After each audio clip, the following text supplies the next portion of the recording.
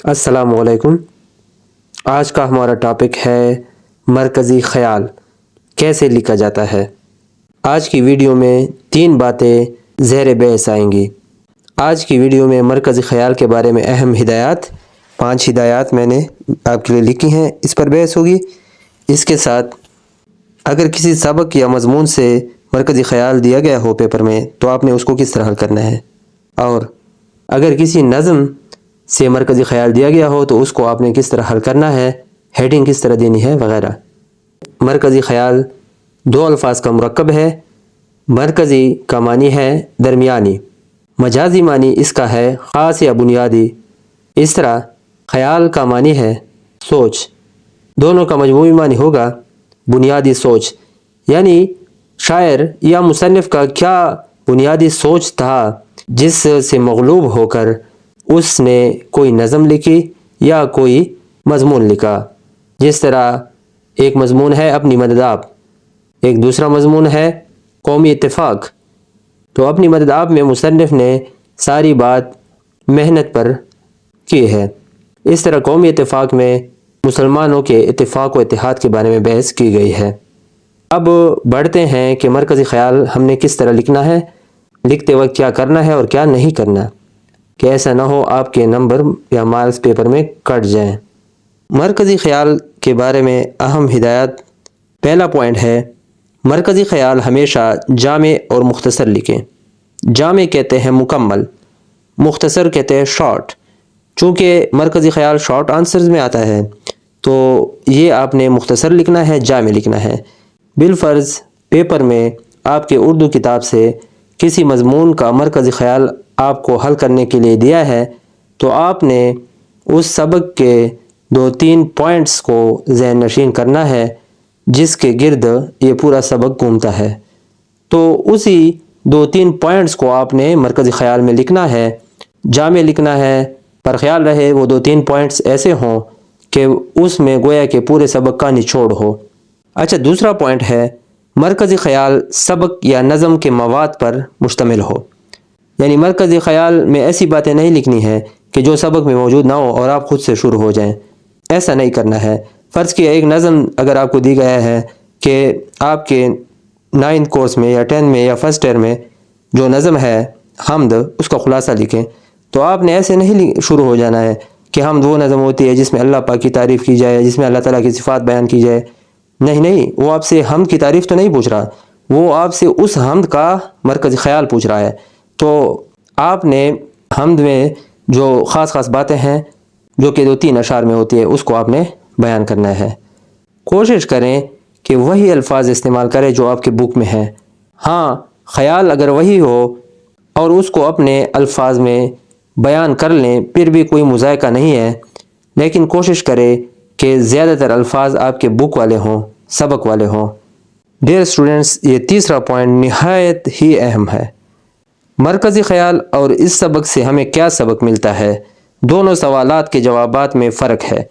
वो किस तरह?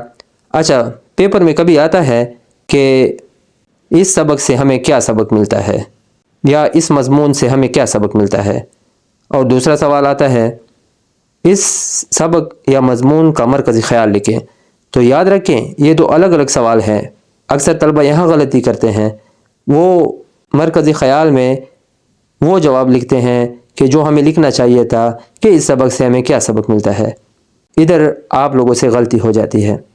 अब इस सबक से हमें क्या सबक मिलता है, अगर ऐसे सवाल आ जाए तो उस सवाल को आप अपने अल्फाज में लिख सकते हैं, लेकिन उस सबक में जो ख़ास बातें हैं उनको भी मद्देनज़र रख कर आपने जवाब लिखना है। अगर मरकज़ी ख़याल आ जाए तो वो तो मैं बता चुका हूँ कि वो किस तरह आपने लिखना है। ख्याल रहे इन 2 सवालात के जवाबात में आप गलत ना हो जाएं। इसी तरह कभी आता है कि इस सबक का ख़ुलासा लिखें, और दूसरा सवाल अगर आ जाए कि इस सबक का मरकज़ी ख़याल लिखें, तो फिर भी ऐसा ना हो कि मरकज़ी ख़याल में आप ख़ुलासा लिखें। ऐसा हरगिज़ ना करें। ख़ुलासा तफसीली होता है, मरकज़ी ख़याल गोया के मग़ज़ होता है सबक का। होते चंद जुमले हैं लेकिन निचोड़ होता है सबक का। चौथा पॉइंट है मरकज़ी ख़याल तकरीबन 4 से 8 लाइन का लिखें। अब तलबा किसी की राइटिंग छोटी होती है, किसी की राइटिंग बड़े बड़े अल्फाज पर मुश्तमिल होती है, तो 4 لائن کا بھی اگر آپ لکھیں پورے نمبر آپ کو مل سکتے ہیں۔ اگر کسی سبق کا مرکزی خیال اپنے جا میں لکھا ہے، یعنی ان 4-5 لائنوں میں آپ نے اس سبق کا مغز لکھ دیا ہے، نچوڑ لکھ دیا ہے، تو بھی آپ کو فل نمبر آ سکتے ہیں۔ مرکزی خیال مختصر لکھیں، 8 لائنز سے کوشش کریں کہ زیادہ نہ ہو، بلکہ 4 سے 8 لائنز کے درمیان اس کو ختم کریں۔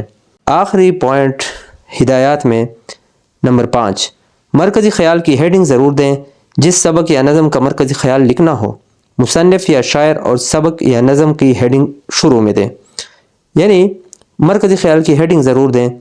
جب آپ کسی سبق کا مرکزی خیال لکھتے ہیں تو مارکر سے آپ نے مرکزی خیال کی ہیڈنگ پہلے دینی ہے۔ اور دوسرا پوائنٹ، جس سبق یا نظم کا مرکزی خیال لکھنا ہو اس کی ہیڈنگ بھی آپ نے دینی ہے۔ بالفرض سوال آیا ہے کہ مضمون اپنی مدد آپ کا مرکزی خیال لکھیں، مضمون کا نام ہیڈنگ کے ساتھ اور سامنے لکھنا ہے مضمون کا نام یعنی اپنی مدد آپ۔ اس طرح مصنف کا نام بھی آپ نے ہیڈنگ کے ساتھ لکھنا ہے مارکر کے ساتھ، اور سامنے اس سبق کا جو مصنف ہے سر سید احمد خان وہ آپ نے لکھنا ہے۔ تب جا کر آپ نے مرکزی خیال کی ہیڈنگ دینی ہے، پھر اس کے بعد آپ نے جواب لکھ لینا ہے۔ اس طرح اگر آپ نے کسی نظم کا مرکزی خیال لکھنا ہو، نظم کا عنوان لکھنا ہے، آپ نے سامنے حمد لکھیں اور شاعر کا نام وہ ہے الطاف حسین حالی۔ تو یہ میں نے مثال کے طور پر آپ کے لیے لکھا ہے کہ آپ نے ہیڈنگ اس طرح دینی ہے، پھر اسی طرح مرکزی خیال کی ہیڈنگ دینی ہے، پھر اس کے بعد جواب لکھنا ہے۔ اچھا، اس دوسرے پوائنٹ میں ایک اہم بات مجھے یاد آ گئی ہے، اس کو کور کرنا نہایت ضروری ہے۔ دوسرا پوائنٹ ہے مرکزی خیال سبق یا نظم کے مواد پر مشتمل ہو۔ بالفرض ہم نے ایک سبق کا مرکزی خیال لکھنا ہے اور اس سبق کا نام ہے اپنی مدد آپ، اور اس کا مصنف ہے سر سید احمد خان۔ تو اس سبق کا جو مرکزی خیال ہے وہ کس طرح لکھنا ہے؟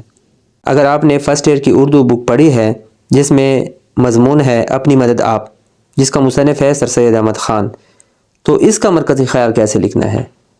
ناظرین، اس کے لیے تو بہتر بات یہ ہے کہ آپ نے اس سبق کو شروع سے آخر تک توجہ کے ساتھ پڑھنا ہے، تو اہم پوائنٹس جو ہوتے ہیں وہ آپ کو سمجھ آ جائیں گے۔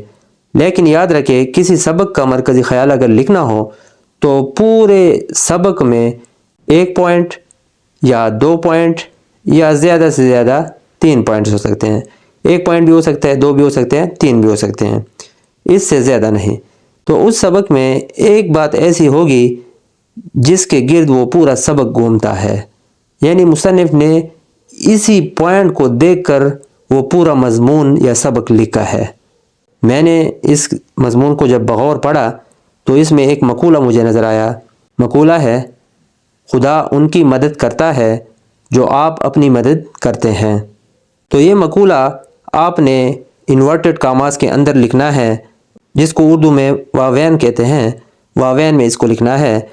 اس طرح پھر سبق سے 1-2 پوائنٹ اور اٹھا سکتے ہیں کہ جن میں اپنی مدد آپ کا درس موجود ہو، تو آپ اس کو خود تلاش کر سکتے ہیں۔ You can do. طلبہ، یہ تو ہو گیا سبق یا مضمون کا مرکزی خیال لکھنا۔ اب آتے ہیں نظم کا مرکزی خیال کس طرح لکھنا ہے۔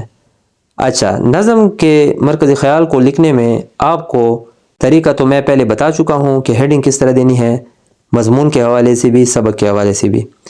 اچھا، نظم حمد کا مرکزی خیال اگر پیپر میں آیا ہے، اب حمد کا مرکزی خیال آپ نے اس طرح لکھنا ہے کہ اس نظم یعنی حمد میں 2 اشعار ایسے ضرور ہوں گے جس میں مصنف نے اللہ تعالیٰ کی صفات کا بڑھ چڑھ کر ذکر کیا ہوتا ہے۔ تو جس نظم کا مرکزی خیال آپ نے لکھنا ہوتا ہے تو اس نظم میں آپ نے بغور مشاہدہ کرنا ہے۔ اس نظم میں یا تو 2 یا 3 اشعار ایسے ہوں گے جس پر شاعر نے اپنا پورا فوکس کیا ہے، اور ان 3 اشعار میں اللہ تعالیٰ کی صفات بڑھ چڑھ کر بیان کی ہوں گی۔ تو ان 3 اشعار پر آپ فوکس کریں اور ان سے خاص خاص پوائنٹس نکال لیں، تو یہ اس نظم کا مرکزی خیال ہو جائے گا۔ ایسا ہرگز نہ کریں کہ کسی نظم کا اگر مرکزی خیال پیپر میں آپ نے لکھنا ہے تو اس کے تمام اشعار کی تشریح آپ مرکزی خیال میں لکھ دیں۔ یہی 2 یا 3 اشعار میں جو خاص خاص پوائنٹس ہے اس کو آپ نے اس میں لکھ لینا ہے، یہ کافی ہے۔ ایک اہم بات، اگر کسی نظم کا مرکزی خیال آپ نے لکھنا ہے تو مرکزی خیال کا جواب لکھنے کے بعد اس سے ریلیٹڈ حوالے کا شعر بھی آپ لکھ سکتے ہیں، لیکن ہو اس سے ریلیٹڈ، ورنہ برا تاثر ہوگا۔ فرض کیا حمد کا مرکزی خیال ہم نے لکھا ہے تو حمد کے حوالے سے بہترین قسم کا شعر جو اس مرکزی خیال سے ملتا جلتا ہو وہ آپ نے لکھ لینا ہے تو اچھی بات ہے، نہ لکھے کوئی بات نہیں۔ اس طرح کسی مضمون کا آپ مرکزی خیال لکھتے ہیں تو جب مرکزی خیال کا جواب آپ لکھ دیں تو آخر میں اس مضمون سے ریلیٹڈ حوالے کا شعر بھی اگر آپ لکھ دیں تو اچھی بات ہے۔ اپنی مدد آپ، اس کا مرکزی خیال ہم نے لکھ لیا تو اس کے حوالے سے علامہ اقبال کا ایک شعر مجھے یاد آتا ہے: خدا نے آج تک اس قوم کی حالت نہیں بدلی، نہ ہو جس کو خیال آپ اپنی حالت کے بدلنے کا۔ امید ہے آج کا لیکچر آپ کو سمجھ آ گیا ہوگا۔ مزید ویڈیوز دیکھنے کے لیے ریکویسٹ ہے میرے چینل کو سبسکرائب کریں۔ شکریہ۔